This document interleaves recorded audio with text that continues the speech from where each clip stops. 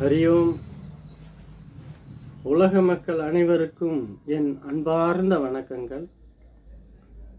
நாம் இன்று ஞானப்பாதையில் காண இருப்பது தன்னை அறிதல். நம்மிடம் என்ன திறமைகள் உள்ளது என்பதை தெரிந்து கொள்ள வேண்டும். பொதுவாக நம்மில் அநேகம் பேர் என்ன செய்கிறோம் என்றால், அடுத்தவரிடத்தில் என்ன திறமை இருக்கிறது, அவன் எவ்வளவு பணம் வைத்திருக்கின்றான், அவன் எவ்வளவு செல்வாக்கானவன், அவன் எவ்வளவு திறமையானவன், அவன் பெரிய அரசியலில் தலைவராக இருக்கின்றான், அவர் தொழில் அதிபராக இருக்கின்றார், பெரிய நில சுதந்திரராக இருக்கின்றார் என்று அடுத்தவர்களைத்தான் நாம் பார்த்து கொண்டே இருக்கின்றோம். இது சரியான பார்வை அல்ல.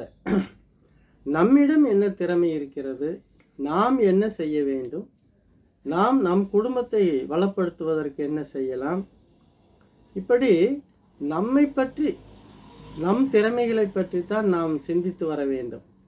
அடுத்தவர்களை தெரிந்து கொள்ளலாம். அதுபோல் நாமும் முன்னுக்கு வருவதற்கு என்ன வழி இருக்கிறது என்பதை தெளிவாக தெரிந்து கொள்ள வேண்டும்.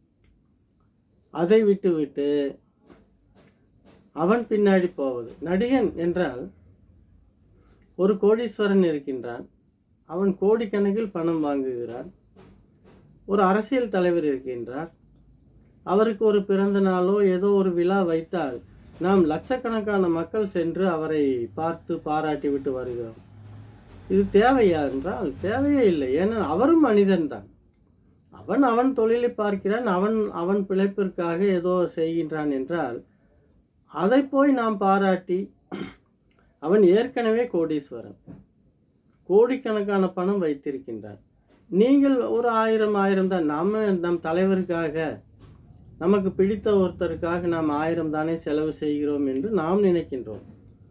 ஆனால் அந்த 1000 லட்சக்கணக்கில் போகும் பொழுது பல கோடியாக அங்கே குவிந்து விடுகிறது.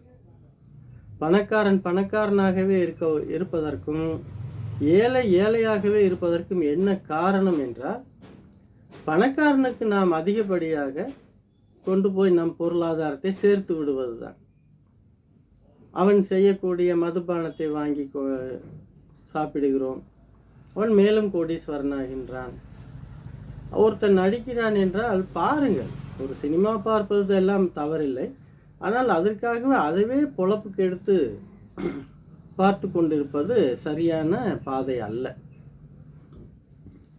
நாம் முன்னேற வேண்டும் என்றால் தன்னை அறிதல், நாம் என்ன செய்ய வேண்டும் என்பதைத்தான் முழுமையாக அறிவை செலுத்த வேண்டும்.